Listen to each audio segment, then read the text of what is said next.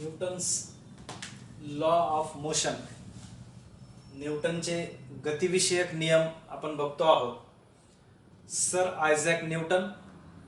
आता फिजिक्समध्ये न्यूटनचं योगदान किती मोलाचं आहे या नियमांचा जर आपण अभ्यास केला तर आपल्या ते लक्षात येईल. त्याचे एकूण 3 नियम आहेत न्यूटनचे. Newton's first law of motion, Newton's second law of motion and Newton's third law of motion. त्यातला जो फर्स्ट लॉ आहे न्यूटनचा गतिविषयक पहिला नियम. आता बघा, Newton's first law of motion यामध्ये तो नियम नेमका काय सांगतो आपण अगोदर डेफिनेशन समजून घेऊया. एखाद्या वस्तूवर कोणतेही असंतुलित बल क्रिया करत नसेल तर विराम अवस्थेतील वस्तू विराम अवस्थेत असते व गतिमान अवस्थेतील वस्तू ही गतिमान असते. आता ही झाली सायंटिफिक लँग्वेज, परंतु आपल्या बोली भाषेमध्ये जर समजून घ्यायचं असेल त्याचं उदाहरण आपण असं घेऊ शकतो. सपोज टेबलावर एखादा समजा आपण डस्टर ठेवला आहे किंवा एखादा पेन आहे किंवा एखादं पुस्तक आहे, जोपर्यंत बाह्य बल लावून एक्सटर्नल फोर्स जोपर्यंत आपण त्याला लावत नाही तोपर्यंत ती वस्तू काय राहते, स्थिर राहते. किंवा जो समजा एखादी वस्तू गतिमान आहे, समजा एखादं वाहन आहे ते कंटिन्युअसली एका वेगाने जात आहे किंवा सायकल चालू आहे, जोपर्यंत आपण त्याला ब्रेक लावत नाही किंवा त्याला थांबवत नाही, म्हणजे जर वस्तू गतिमान असेल तर त्याला स्थिर करण्यासाठी आपल्याला बलाची गरज आहे. किंवा एखादी वस्तू स्थिर आहे, फिक्स आहे, एखादं कपाट असेल, एखादी खुर्ची असेल, जोपर्यंत तुम्ही तिला बल लावत नाही तोपर्यंत ती काय राहते. आता बऱ्याच जणांना असं वाटतं की हा खूप साधा नियम आहे, साधा सोपा नियम आहे, परंतु त्याला एकदम एक शास्त्रीय पद्धतीने त्याने हे जगाला दाखवून दिलं. आणि असे बरेचसे उदाहरणं आहे की त्या उदाहरणं रोजच्या आपल्या जीवनामध्ये हे उदाहरणं पण आपण बघत असतो. परंतु आता हा जो नियम आहे हा एक प्रकारे त्याला आपण म्हणूया जडत्व किंवा इनर्शिया, जडत्वाशी संबंधित हा रोल आहे. मग आता जडत्व म्हणजे नेमकं काय त्याची आपण व्याख्या बघूया आधी. बघा, वस्तूची स्थिर अथवा गतिमान अवस्थेतील बदलाला विरोध करण्याची प्रवृत्ती. म्हणजे त्याला आणखी सोप्या भाषेमध्ये, जर समजा एखादी वस्तू स्थिर आहे, स्थिर अवस्थेतून जर ती वस्तू गतिमान अवस्थेमध्ये जाते तरी ती विरोध करते. किंवा एखादी वस्तू गतिमान आहे आणि गतिमान अवस्थेतून जर तिला स्थिर करायचं आहे तरी ती विरोध करते.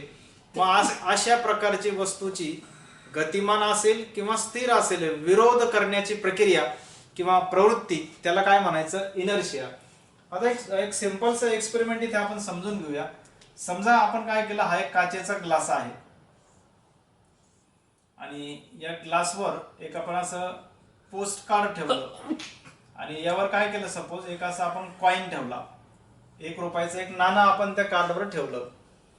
ग्लास आहे, आता त्या ग्लासमध्ये पाणी आहे किंवा नाही याने फरक पडत नाही, परंतु त्या ग्लासवर आपण एक पोस्ट कार्ड ठेवलं आणि त्याच्यावर एक कॉइन ठेवला आणि एका बाजूने आपण काय केलं, या कार्डला अशी टिचकी दिली, म्हणजे असं पुश केलं तर काय होईल, तर हे जे कार्ड आहे हे पुढे सरकेल, म्हणजे कार्ड पुढे चालले जाईल, परंतु कॉइन मात्र काय होईल, हे जे नाणं आहे हे त्या ग्लासमध्ये पडेल. म्हणजे बघा इथे काय लक्षात आलं आपल्या, की वस्तूला जरी आपण गतिमान करायचा प्रयत्न केला, म्हणजे तुम्ही एक प्रकारे बल लावून बोटाने टिचकी देऊन काय केलं, त्याला एक प्रकारे मोशन दिली, परंतु त्या कार्डला मोशन दिली, त्या कार्डवर जे काही नाणं ठेवलं त्या नाण्याने काय केलं, त्याला विरोध केला. आणि अशा प्रकारचा विरोध करणे किंवा अपोज करणे त्या गतीला, ते म्हणजेच काय, जडत्व किंवा ज्याला आपण म्हणतो इनर्शिया. मग आता हे जे जडत्व आहे या जडत्वाला आपण काही प्रकारामध्ये इथे डिवाइड करू शकतो. जसं एक आहे विराम अवस्थेचं जडत्व, दुसरं आहे गतीच्या अवस्थेचं जडत्व आणि तिसरं आहे दिशेचे जडत्व. त्यातलं जे पहिलं आहे विराम अवस्थेचे जडत्व. आता विराम अवस्था म्हणजे कशी, ज्यावेळेस बस जी आहे, बसमध्ये आपण ज्यावेळेस प्रवास करत असतो तर बसने जर समजा अचानक ब्रेक मारला तर काय होतं, जे प्रवासी आहे बसमधले ते काय होतात, एक तर पुढे जातात किंवा मागे येतात. किंवा बस जर आपल्याला स्टार्ट करायची आहे, समजा आपण असे बसलेलो आहोत आणि जर आपल्याला बस स्टार्ट करायची आहे तर आपण मागे जातो, म्हणजे बसमध्ये ज्यावेळेस आपण असं मागे पुढे सरकतो, म्हणजे जर आपण गतिमान आहे आणि जर अचानक ब्रेक मारला तर आपण पुढे जातो, म्हणजे हा सुद्धा काय झाला, एक प्रकारे विरोधाची ही एक प्रवृत्ती झाली. त्याचप्रमाणे अजून एक उदाहरण आहे इथे, ते म्हणजे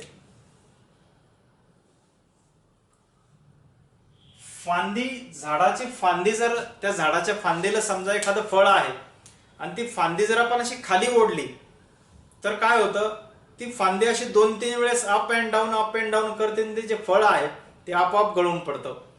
म्हणजे ते फळ जे होतं फांदीला अगोदर स्थिर होतं, परंतु तुम्ही त्या फांदीला गतिमान केल्या कारणाने त्या फळाने काय केलं, त्याला विरोध केला आणि फळ काय झालं, खाली गुरुत्वाकर्षण शक्तीने पृथ्वीवर, भूपृष्ठावर, जमिनीवर पडलं. त्याचप्रमाणे आपल्याकडे बरेचदा असं आपण बघतो, सतरंजी असते त्या सतरंजीवर आपण काठीने मारत असतो किंवा एखादी गादी असते, तुम्ही खाली मारत असताना ती धूळ जी आहे ती वर उडते किंवा आपण असं झटकायचा प्रयत्न करतो, ज्यावेळेस आपण खाली झटकतो धूळ वर जाते, वर झटकतो धूळ खाली जाते, म्हणजे हा जो प्रकार आहे हा सुद्धा आहे जडत्वाशी संबंधित. त्याचप्रमाणे टेबल असेल आपल्याकडे, त्या टेबलवर आपण काय केलं, एक कपडा टाकला, एखादं ब्लँकेट म्हणा किंवा एखादं बेडशीट असेल आणि त्याच्यावर जर समजा काही वस्तू असतील, आपण जर बेडशीट ओढलं, त्या टेबलवरचा कपडा ओढला तर त्या वस्तू मात्र काय होतात, आपण ज्या साईडनं ओढलं त्या साईडनं न राहता हे येतात, त्या वस्तू तिथंच राहतात. म्हणजे काय केलं, एक प्रकारे हे पण जडत्व किंवा हे इनर्शिया आपण त्याला म्हणूया, म्हणजेच गती, विराम अवस्थेचं जडत्व. आता गतीचे जडत्व, दुसरं जे जडत्व आहे, बऱ्याचदा आपण बघतो घरामध्ये, ज्यावेळेस आपण फॅनचं बटन जे आहे, फॅन चालू करतो आणि चालू केल्यानंतर तेच बटन आपण काय करतो, बंद करतो. आता बंद ज्या क्षणी केलं त्या क्षणी फॅन थांबतो का? नाही. तर त्याच्या काही वेळानंतर तो थांबतो, कारण की त्याला एक प्रकारची गती प्राप्त झालेली राहते. जोपर्यंत तुम्ही त्याला असा हात लावून थांबवणार नाही, जरी तुम्ही हात लावायचा प्रयत्न केला तरी तो आपल्या हातालाही झटका देतो. म्हणजे काय केलं त्याने, गतीला सुद्धा इथे विरोध केला. आता त्याच पद्धतीने चालत्या बसमध्ये काय होतं, बऱ्याचदा आपण हा एक अनुभव येतो की समजा आता ट्रेन असेल, समजा लोकल ट्रेन वगैरे असेल, ट्रेन ज्यावेळेस एखाद्या प्लॅटफॉर्मवर येते आणि ती अशी स्लो होते, हळू होते, मग आपण काय करतो, बरेच जण समजा डायरेक्ट पाय जर खाली टाकला तर खाली आपटण्याची शक्यता राहते किंवा झटका बसतो आपल्यालाही. पण जर त्या ट्रेन मधून उतरल्यानंतर आपणही थोडे 2-3 पावलं गती घेतली, म्हणजे त्या ट्रेनला जी गती प्राप्त झाली होती तीच गती जर आपण 1-2 पावलाने दाखवली तर आपण सेफ राहतो. पण जर आपण तसं नाही केलं तर आपल्याला खाली पडण्याची शक्यता राहते. म्हणजे काय, हा सुद्धा झाला गतीचे जडत्व. चालत्या बसमधील प्रवासी उतरताना झटका बसतो, त्याचं कारण ते आहे. आता बसने जर अचानक ब्रेक दाबला, म्हणजे गतिमान बस आहे, गतिमान बस आहे आणि त्या बसमध्ये जर ब्रेक दाबला तर आपण काय होतो, असं पुढे जातो.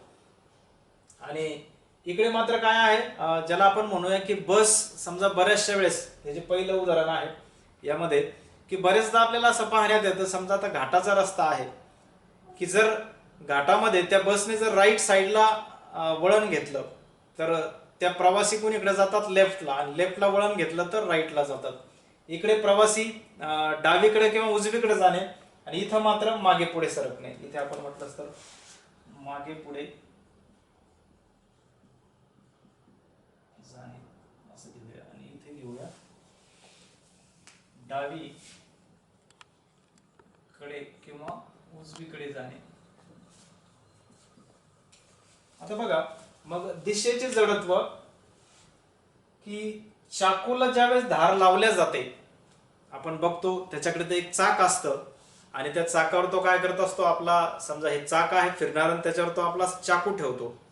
मग ते जे चाक फिरतंय त्याच्या ठिणग्या ज्या आहे अशा समोरच्या, त्याची जी स्पर्शिका आहे त्याच दिशेने बरोबर त्या ठिणग्या जातात. म्हणजे हे सुद्धा काय झालं, दिशेचं जडत्व. किंवा बऱ्याचदा आपल्या असं सुद्धा पाहण्यामध्ये येतं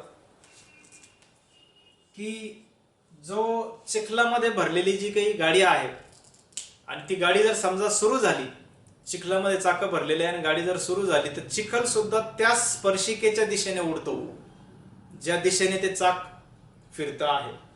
तर अशा पद्धतीने आपण बघितलं काय न्यूटन्स फर्स्ट लॉ हा पूर्णपणे डिपेंड कशावर आहे, इनर्शियावर, जडत्वावर. आणि जडत्व म्हणजेच काय, गतिमान असेल वस्तू तर स्थिर अवस्थेमध्ये जाताना ती विरोध करते, आणि स्थिर असेल तर स्थिर मधून गतिमान होत असताना ती विरोध करते.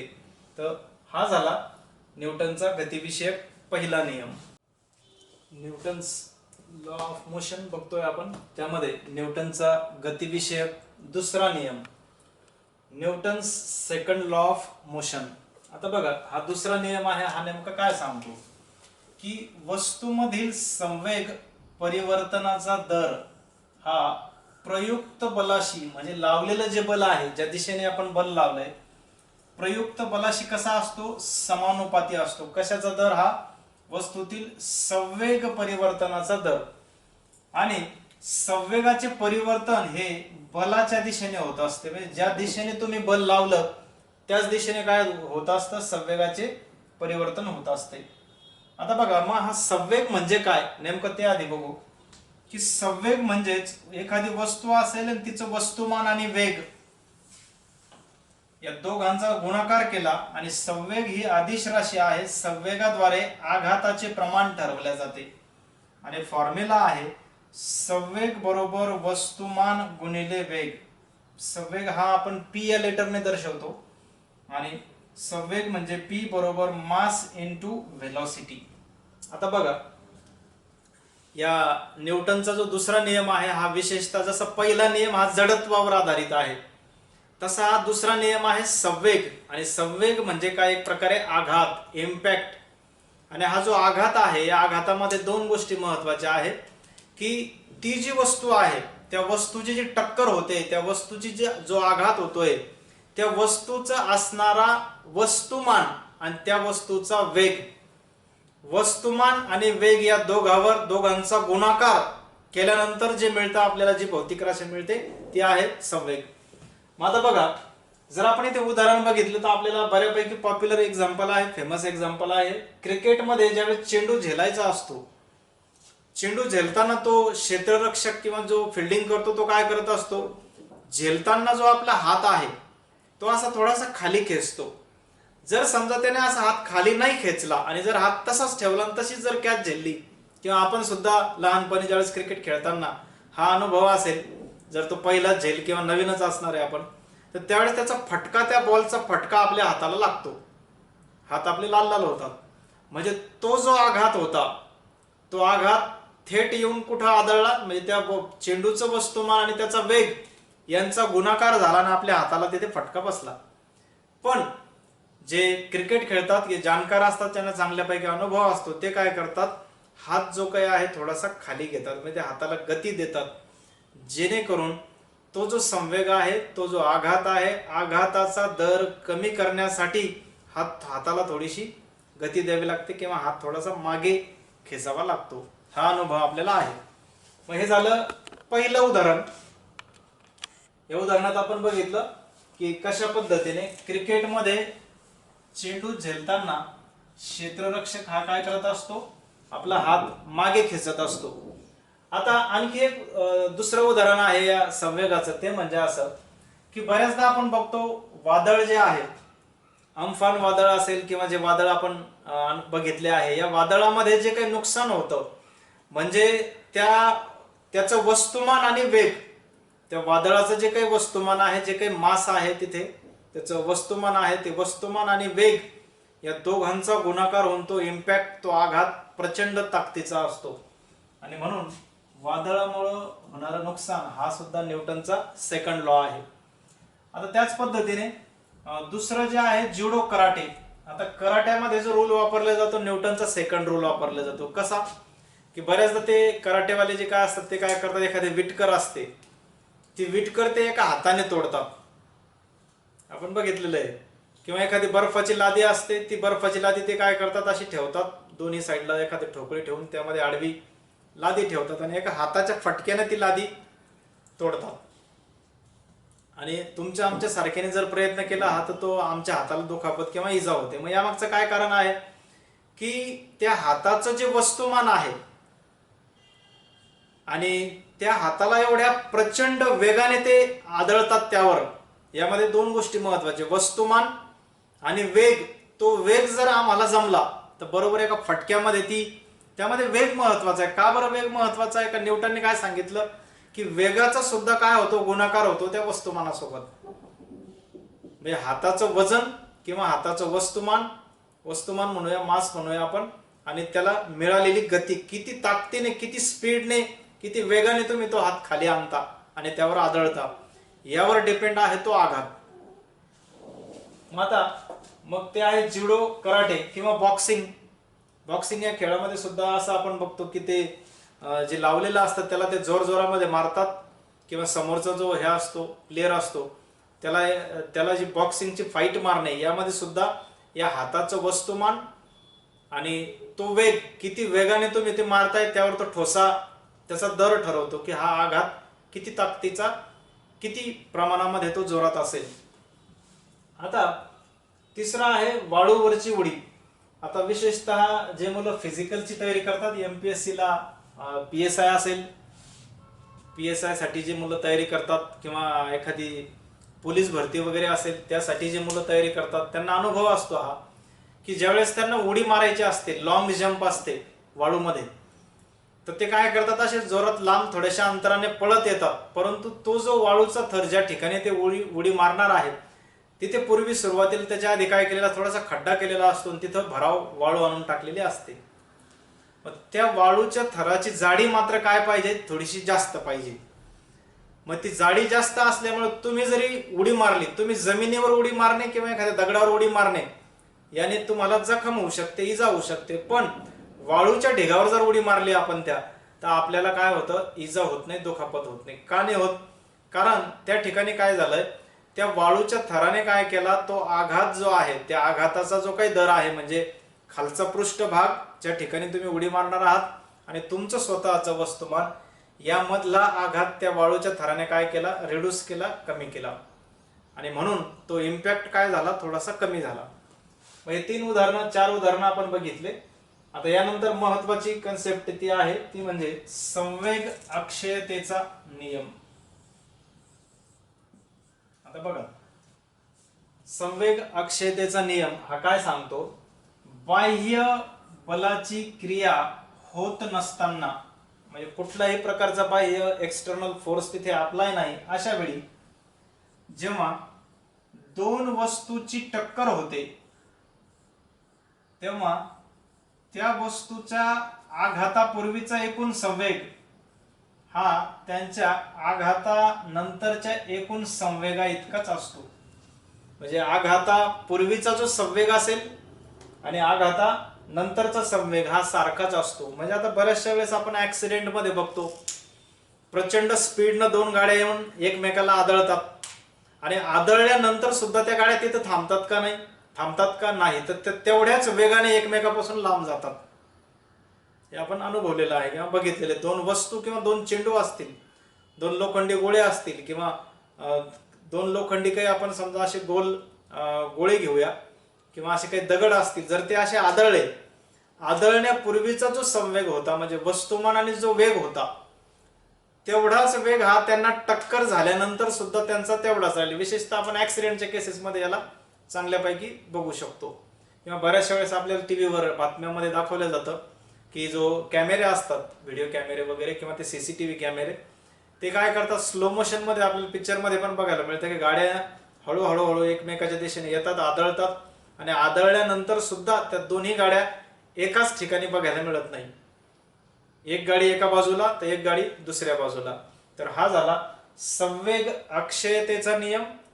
आणि आपण जे बघितलं की Newton's second law of motion, मग यामध्ये आपण लक्षात ठेवलं पाहिजे की न्यूटनचा सेकंड लॉ हा पूर्णपणे डिपेंड आहे कशावर, संवेगावर. संवेग म्हणजेच काय, वस्तुमान गुणिले वेग. आणि आपल्याला हे सूत्र महत्वाचं आहे. आपण संवेग जो आहे तो इथे P ने दर्शवतो. P म्हणजेच संवेग आणि मास इंटू व्हेलॉसिटी. आपल्याला फिजिक्स मध्ये जे काही प्रॉब्लेम येतात, परीक्षेमध्ये जे काही गणित उदाहरणं सोडवण्यासाठी दिल्या जातात, त्यासाठी बेसिक फॉर्म्युला आपल्या लक्षात राहणं आवश्यक आहे की संवेग बरोबर वस्तुमान गुणिले वेग. तर अशा प्रकारे आपण हा बघितला न्यूटनचा गतिविषयक दुसरा नियम. Newton's third law of motion, न्यूटनचा गतिविषयक तिसरा नियम आपण बघतो आहोत. बघा, क्रियाबल व प्रतिक्रियाबल यांची परिमाणे ही समान असतात, परंतु त्यांच्या दिशा मात्र काय असतात, एकमेकाला विरुद्ध असतात. म्हणजे every action there is equal and opposite reaction. आता याला आपण आपल्या सोप्या भाषेत समजून घेऊया उदाहरणामार्फत. की एक आहे अग्निबाण. अग्निबाणाचं उड्डाण होताना जर कधी आपण बघितलं तर आपल्या लक्षात येईल. बघा, समजा ह्या अशा पद्धतीने हा एक अग्निबाण आहे आणि ही त्याची अशी शेपटी असते. या शेपटीतून प्रचंड ताकदीने ज्वाला निघतात. हा असा एक बेस असतो. प्रचंड ताकदीने, जेवढ्या ताकदीने या ज्वाला किंवा पेट त्याला पेटवल्या जातं या साईडने आणि जेवढ्या ताकदीने या ज्वाला निघतील तेवढ्या फोर्सने हे रॉकेट काय होईल, वरच्या दिशेने विरुद्ध दिशेने उड्डाण करेल. हे झालं रॉकेटचं उड्डाण. हे कशाचं उदाहरण आहे, या थर्ड लॉ ऑफ मोशन, न्यूटनचा तिसरा नियम. आता त्याचप्रमाणे बंदुकीची गोळी, ज्यावेळेस बंदुकीतून गोळी मारल्या जाते, जर आपण कधी बघितलं, बंदुकीतून गोळी मारल्या जाते म्हणजे गोळी पुढे जाते परंतु मागे झटका बसतो खांद्याला. मग याच्यामध्ये काय झालं की क्रिया काय झाली, क्रिया आणि प्रतिक्रिया. क्रिया काय केली की बंदुकीतून गोळी मारली आणि प्रतिक्रिया काय झाली की मागे झटका बसला. परंतु क्रिया आणि प्रतिक्रिया ही कायम एकमेकाला काय राहते, विरुद्ध राहते. त्याचप्रमाणे तिसरं उदाहरण आपण यामध्ये सांगू शकतो ते म्हणजे असं की ज्यावेळेस आपण एखादं तलाव असेल किंवा एखादं काही स्विमिंगचं हे असेल, तिथे ज्यावेळेस आपण असं हे करू, नावेमध्ये त्या बोटीमध्ये जर असं वल्हवण्याचा प्रयत्न केला, मग त्या बोटीमध्ये आपण सपोज ही अशी एक बोट आहे आणि त्यामध्ये हे असं आपण मागच्या साईडने, म्हणजे वल्हवणं जे आहे ते आपण मागच्या साईडनं करतो तरच आपली बोट जी आहे पुढे जाते. वल्हवण्याची क्रिया जी आहे आपण असं मागे पाणी हे करतो, वल्हवतो आणि बोट मात्र आपली पुढं पुढं जाते. किंवा त्या आजकाल नवीन ज्या काही बोटी आहे इंजिनवर राहतात त्याला फॅन असतो, तो सुद्धा काय करतो, खालून त्या बोटीच्या खालून पाणी जे आहे मागच्या साईडनं मोकळं करतो, म्हणजे तो मागच्या बाजूने वल्हवतो आणि नाव हळूहळू मग अशी पुढे जाते. तर अशा प्रकारे हा आहे न्यूटनचा गतिविषयक तिसरा नियम.